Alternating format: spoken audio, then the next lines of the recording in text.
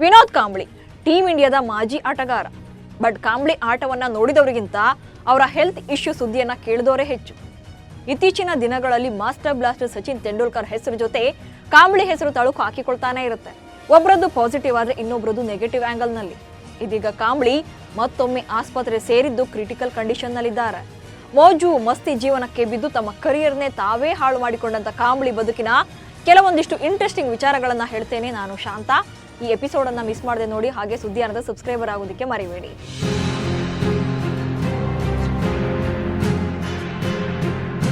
Team ಇಂಡಿಯಾದ ಮಾಜಿ ಕ್ರಿಕೆಟಿಗ ವಿನೋದ್ ಕಾಂಬ್ಳಿ ಅನಾರೋಗ್ಯದ ವಿಚಾರವಾಗಿ ಹೆಚ್ಚು ಸುದ್ದಿಯಲ್ಲಿದ್ದಾರೆ.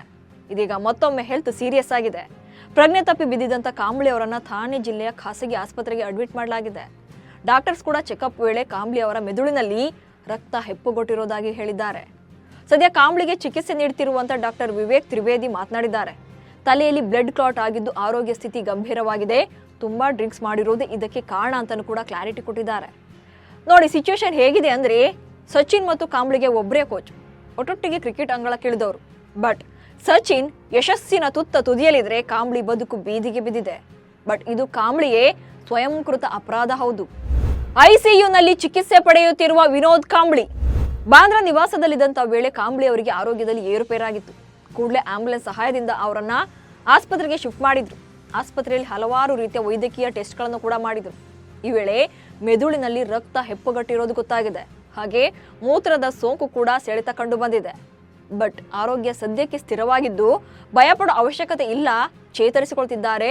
ಐಸಿಯುನಲ್ಲಿ ಟ್ರೀಟ್ಮೆಂಟ್ ಅನ್ನ ಮುಂದುವರಿಸ್ತೀವಿ ಅಂತ ವೈದ್ಯರು ಸ್ಪಷ್ಟಪಡಿಸಿದ್ದಾರೆ. ಬಾಲ್ಯದ ಕೋಚ್ ಕಾರ್ಯಕ್ರಮದಲ್ಲಿ ಒಂದಾಗಿದ್ದ ಸಚಿನ್ ಮತ್ತು ಕಾಂಬ್ಳಿ. ಆಕ್ಚುಲಿ ಸಚಿನ್ ಮತ್ತು ಕಾಂಬ್ಳಿ ಬಾಲ್ಯ ಸ್ನೇಹಿತರು. ಇತ್ತೀಚೆಗೆ ಬಾಲ್ಯದ ಕೋಚ್ ರಮಾಕಾಂತ್ ಅಚ್ರೇಕರ್ ಅವರ ಸ್ಮರಣಾರ್ಥ ಸಾರ್ವಜನಿಕ ಕಾರ್ಯಕ್ರಮವನ್ನು ಆಯೋಜನೆ ಮಾಡಲಾಗಿತ್ತು. ಈ ವೇಳೆ ಸಚಿನ್ ತೆಂಡೂಲ್ಕರ್ ಮುಖ್ಯ ಅತಿಥಿಯಾಗಿ ಬಂದಿದ್ರು. ಹಾಗೆ ವಿನೋದ್ ಕಾಂಬ್ಳಿ ಅವರಿಗೂ ಕೂಡ ಆಹ್ವಾನ ನೀಡಲಾಗಿತ್ತು. ಈ ವೇಳೆ ಕಾಂಬ್ಳಿ ತುಂಬಾ ವೀಕ್ನೆಸ್ ನಂತೆ ಕಂಡು ಬಂದಿದ್ರು. ಬಾಲ್ಯದ ಗೆಳೆಯ ಸಚಿನ್ ತೆಂಡೂಲ್ಕರ್ ಅವರನ್ನ ಭೇಟಿಯಾದ ನಂತರ ಕಾಂಬ್ಳಿ ಭಾವುಕರಾಗಿದ್ರು. ಯಾಕಂದ್ರೆ ಇಬ್ಬರು ದಿಗ್ಗಜರು ಕೂಡ ಅಚ್ರೇಕರ್ ಅವರ ತರಬೇತಿಯಲ್ಲಿ ಹಲವು ವರ್ಷಗಳ ಕಾಲ ಒಟ್ಟಿಗೆ ಆಡಿದ್ರು. ಆ ದಿನ ಸಚಿನ್ ಮುಂದೆ ನಿಂತು ಮಾತಾಡೋಕ್ಕೂ ಕೂಡ ಕಾಂಬ್ಳಿಗೆ ಶಕ್ತಿ ಇರಲಿಲ್ಲ. ಈ ಪ್ರೋಗ್ರಾಂ ಆದ ಬಳಿಕ ಇಬ್ಬರ ಭೇಟಿ ವಿಚಾರ ಹಾಗೆ ವಿಡಿಯೋ ಸಾಕಷ್ಟು ವೈರಲ್ ಆಗಿತ್ತು. ಸಚಿನ್ದೊಂದು ದಿಕ್ಕು, ಕಾಂಬ್ಳಿಯದ್ದು ಮತ್ತೊಂದು ದಿಕ್ಕು. ಅಸಲಿಗೆ ವಿನೋದ್ ಕಾಂಬ್ಳಿ ಮತ್ತು ಸಚಿನ್ ತೆಂಡೂಲ್ಕರ್ ಶಾಲಾ ದಿನಗಳಿಂದಲೇ ಗೆಳೆಯರು, ಒಟ್ಟಿಗೆ ಕ್ರಿಕೆಟ್ ಆಡ್ತಾ ಬೆಳೆದವರು. ಕೋಚ್ ರಮಾಕಾಂತ್ ಅಚ್ರೇಕರ್ ಅವರ ಗರಡಿಯಲ್ಲಿ ಪಳಗಿ ಹಲವು ದಾಖಲೆಗಳನ್ನ ಜೊತೆಯಾಗಿ ಬರೆದವರು. ಇವರಿಬ್ಬರ ರೈಟ್ ಹ್ಯಾಂಡ್ ಮತ್ತು ಲೆಫ್ಟ್ ಹ್ಯಾಂಡ್ ಕಾಂಬಿನೇಷನ್ಗಳಿಗೆ ಎದುರಾಳಿ ತಂಡಗಳ ಬೌಲರ್ಗಳು ಕೂಡ ಎದುರುತ್ತಾ ಇದ್ರು. ಆಗ ಇವರಿಬ್ಬರಲ್ಲಿ ಯಾರು ಬೆಸ್ಟ್ ಅನ್ನೋದನ್ನ ಕಂಪೇರ್ ಮಾಡೋಕ್ಕೂ ಕೂಡ ಆಗ್ತಿರ್ಲಿಲ್ಲ. ಆ ಮಟ್ಟಿಗೆ ಇವರ ಕಾಂಬಿನೇಷನ್ ಇತ್ತು.